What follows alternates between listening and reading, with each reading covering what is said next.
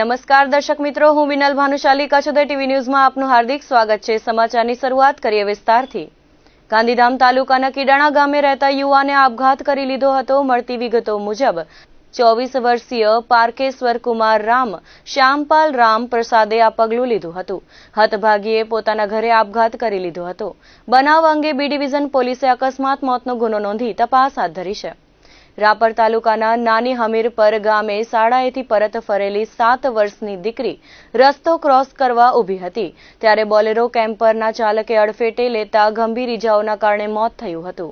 મૂળ મહીસાગરના હાલે નાંદેલા વાંઢવાડી વિસ્તારમાં મજૂરી કરતા ભલ્લા નાયકના જણાવ્યા પ્રમાણે કેમ્પર ગાડીના ચાલકે પોતાના વાહન પૂર ઝડપે ચલાવી આગળ જતી બસને ઓવરટેક કરવા જતો હતો ત્યારે રોડની બાજુમાં ઊભેલી ફરિયાદીની 7 વર્ષની દીકરીને નિશાને ટક્કર મારી હતી, જેમાં ગંભીર ઇજાઓ થવાના કારણે મોત થયું હતું, જેથી પરિવારમાં અરેરાટી ફેલાઈ ગઈ છે। જે આ સંદર્ભે આડેસર પોલીસમાં ગુનો દાખલ કરતા તપાસ હાથ ધરાઈ છે। તો ગાંધીધામથી ભચાઉ જતા હાઈવે રોડ પર અકસ્માત થયો હતો। કોઈ અજાણ્યા વાહન ચાલકે બાઇક ચાલકને ટક્કર મારી હતી, જેમાં ગંભીર ઇજાઓ થવાના કારણે 38 વર્ષીય અશોક કોલીનું મોત થયું હતું, જેથી ભચાઉ પોલીસમાં ગુનો દાખલ કરાયો હતો।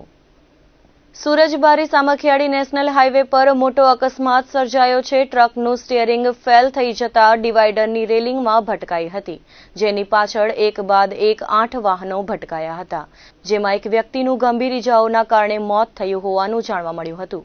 મળતી વિગતો મુજબ જૂના કટારિયા ગામના પાટિયા નજીક કચ્છ આવતી ટ્રકનું સ્ટીયરિંગ ફેલ થતા તે હાઈવે પરની લોખંડની રેલિંગ સાથે અથડાઈ હતી, જેમાં પાછળથી આવતા ટ્રક, ટ્રેલર અને એસટી બસ ઘૂસી ગયા હતા। અકસ્માતને પગલે 4 થી 5 કિલોમીટર લાંબી ટ્રાફિક જામ થયો હતો। અકસ્માતને પગલે 4 થી 5 કિલોમીટર લાંબો ટ્રાફિક જામ થયો હતો, જેમાં એક ટ્રક ચાલકનું મોત થયાનું જાણવા મળ્યું છે, જેના દેહને પોસ્ટમોર્ટમ માટે લાકડિયા સરકારી હોસ્પિટલમાં લઈ જવાયો હતો। હાઈવે પેટ્રોલિંગ અને સ્થાનિક પોલીસે સ્થળ પર પહોંચી ટ્રાફિક ક્લિયર કરાવવાની કવાયત હાથ ધરી હતી। વાગડ વિસ્તારમાં ગુનાખોરીનું પ્રમાણ વધી રહ્યું છે। ખાસ કરીને સીમાડાઓમાં સોલાર પ્રોજેક્ટ અને પવનચક્કીની લાઈનો પસાર થઈ રહી છે, ત્યારથી કેબલ ચોરી વધી છે, પરંતુ આ પ્રમાણેની આયોજનબદ્ધ ગુનાખોરી અટકાવવા માટે સ્થાનિક પોલીસ નિષ્ક્રિય સાબિત થઈ હોય તેમ ક્યારેક આરોપી પકડાય, ક્યારેક મહિનાઓ વીતી જવા છતાંય કોઈ સફળતા મળતી નથી। તેવામાં આંબલિયારામાં પવનચક્કીના 2,22,000ના કેબલ ચોરાઈ ગયા હોવાની ઘટના સામે આવી છે। આ બાબતે જાણવા મળતી વિગતો મુજબ આંબલિયારા ગામની દક્ષિણે સીમમાં આવેલ પવનચક્કીમાં ચોરીનો બનાવ બન્યો હતો। કોઈ અજાણ્યા ઈસમોએ 560 meter copper cable wire, 40 meter અન્ય વાયર મળીને કુલ 2,22,000ના કેબલની ચોરી કરી હતી, જે બાબતે સામખિયાળી પોલીસ મથકે ગુનો દાખલ થતા તપાસ હાથ ધરાઈ છે। હાલમાં આઈસીસી ચેમ્પિયન ટ્રોફી અને મહિલા આઈપીએલની ટુર્નામેન્ટને પગલે ક્રિકેટ રસિયાઓમાં અનોખો માહોલ જોવા મળી રહ્યો છે અને આગામી સમયમાં આઈપીએલનો પ્રારંભ થતા બુકીઓની સિઝન શરૂ થવાની છે, જેથી નાના મોટા બુકીઓ સહિત તમામ પંટરો સક્રિય બની ગયા છે। તેવામાં લાંબા સમયથી ક્રિકેટ સટ્ટામાં જેનું નામ ચર્ચાતું હતું તે ભુજના બુકીને ગાંધીનગરથી એસએમસીની ટીમે ઝડપી પાડ્યો હતો। આ કાર્યવાહીથી સ્થાનિક પોલીસની કામગીરી સામે અનેકવિધ સવાલો ઉઠ્યા છે। સ્ટેટ મોનિટરિંગ સેલની ટીમે ભુજ મુન્દ્રા હાઈવે રોડ પર દરોડો પાડવામાં આવ્યો હતો। કારમાં આ શખ્સ ઓનલાઈન સટ્ટો રમાડતો હતો। મંગળવારે ભારત અને ઓસ્ટ્રેલિયા વચ્ચે સેમીફાઇનલનો રસાકસીનો ભર્યો જંગ હતો, તેમાં આ શખ્સે સટ્ટો રમાડતો હતો। એસએમસીના દરોડા પાડીને પ્રમુખ સ્વામીનગરમાં રહેતા મિત ઉર્ફે બબ્બુ કોટકને ઝડપી પડાયો હતો। તેની પાસેથી 3 લાખની રોકડ, 2 મોબાઈલ અને કાર સહિતનો મુદ્દામાલ કબજે કર્યો હતો। આરોપીને ઝડપી મુદ્દામાલ સાથે બી ડિવિઝન પોલીસ મથકે ફરિયાદ દાખલ કરાવાઈ હતી। તપાસ કરતા 16 લોકોના નામ ખુલ્યા છે। કચ્છમાં ફાયર ફાઇટરોની ભારે અછત છે, તેવામાં મુન્દ્રા તાલુકાના સાડાઉ લુણી રોડ પર એકાએક ટ્રકમાં આગ લાગી હતી। આગ એટલી વિકરાળ હતી કે જોતજોતામાં આખી ટ્રક તેની ઝપેટમાં આવી ગઈ હતી અને નજીકમાં બાવળોની ઝાડીમાં પણ આગ પ્રસરી ગઈ હતી। ત્યારબાદ બનાવની જાણ થતાં ખાનગી કંપનીના ફાયર ફાઇટરોએ આગ પર કાબુ મેળવ્યો હતો। ગાડીમાં ઘાસ ભરેલું હતું। વીજ વાયરના સંપર્કમાં આવ્યા બાદ આગ લાગી હોવાનું સામે આવ્યું હતું। ભચાઉની કોર્ટ દ્વારા ચેક બાઉન્સના ગુનામાં ₹10 લાખનો દંડ અને 1 વર્ષની જેલનો ધાક બેસાડતો ચુકાદો આપ્યો હતો। આ કેસની વિગત મુજબ વર્ષ 2017માં ભચાઉના જીતેન્દ્ર ગાંધીએ તેમના મિત્ર અમીશ ઠક્કર પાસે ધંધા માટે 5 લાખ ઉછીના આપેલ હતા, તે મુદત વીતી ફરિયાદી અમિતે પરત માંગતા આરોપી જીતેન્દ્રએ ચૂકવણી પેટે એક ચેક આપેલ હતો, જે ચેક ફરિયાદીએ ક્લિયરન્સ માટે ખાતામાં જમા કરાવતા ચેકનો અનાદર થઈ વણચૂક્યો પરત આવ્યો હતો, જેથી ફરિયાદીએ પોતાના એડવોકેટ મારફતે આરોપીને કાનૂની નોટિસ મોકલાવેલ હતી. તેમ છતાંય આરોપીએ લેણી રકમ પરત ન આપતા ફરિયાદીએ ભચાઉ કોર્ટમાં નેગોશિયેબલ ઇન્સ્ટ્રુમેન્ટ એક્ટ મુજબ ફરિયાદ દાખલ કરી હતી. કોર્ટમાં મૌખિક તેમજ દસ્તાવેજી પુરાવો રજૂ કરવામાં આવ્યા હતા. આરોપી કોર્ટમાં હાજર ન રહેતા તેના પર વોરંટ ઇસ્યુ કરવામાં આવ્યો હતો. ભચાઉ કોર્ટે આરોપીને તકસીરવાર ઠેરાવીને 12 માસની સાદી કેદ અને ચેકની રકમ 5 લાખનો દંડ ભોગવવાનો આદેશ કર્યો હતો અને દંડ ન ભરે તો વધુ 3 માસની સાદી કેદનો હુકમ કર્યો છે. ફરિયાદીના વકીલ તરીકે ભચાઉના NM મિયોત્રા તેમજ BM સિયારિયાએ હાજર રહીને દલીલો કરી હતી, તેમજ ગાંધીધામના એડવોકેટ LA કેલાએ લેખિત દલીલો તૈયાર કરી હતી. કચ્છ સહિત રાજ્યની જેના પર મીટ મંડાઈ હતી તેવા અબડાસા તાલુકાના ચકચારી જમીન પ્રકરણમાં અદાલતે ખેડૂતોની તરફેણમાં હુકમ કર્યો છે.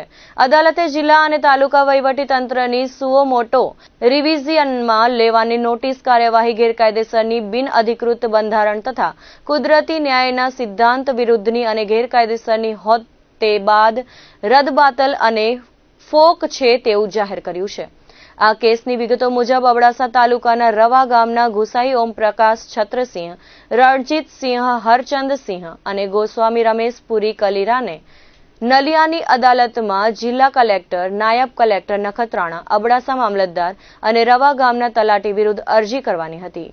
આ કેસની વિગતો મુજબ અબડાસા તાલુકાના રવા ગામના ગુસાઈ ઓમપ્રકાશ છત્રસિંહ, સરણજીતસિંહ હરચંદસિંહ અને ગોસ્વામી રમેશપુરી કલીરામે નલિયાની અદાલતમાં જિલ્લા કલેક્ટર, નાયબ કલેક્ટર નખત્રાણા, અબડાસા મામલતદાર અને રવા ગામના તલાટી વિરુદ્ધ અરજી દાખલ કરી હતી.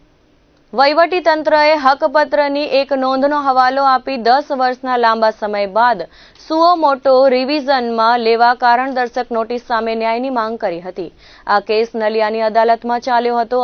અદાલતે દાવાવાળી ખાનગી કબજેદાર પાસે આવેલ જમીન જે તે ખાનગી માલિકોના નામે પ્રમાણિત કર્યા પછી અનુગામી જમીન માલિકોના નામે દાખલ કર્યા હતા. ત્યાર પછી ઇનામ નાબંધી ધારાની કલમ 10 હેઠળ દાવાવાળી જમીન સંબંધે વાદવાળી હકપત્રક નોંધ રદ કરવા રિવિઝનમાં લેવાનો કલેક્ટરનો હુકમ ગેરકાયદેસર, સમયમર્યાદા બહારનો અને કુદરતી ન્યાયના સિદ્ધાંત વિરુદ્ધ હોવાનો નિર્ણય આપ્યો હતો.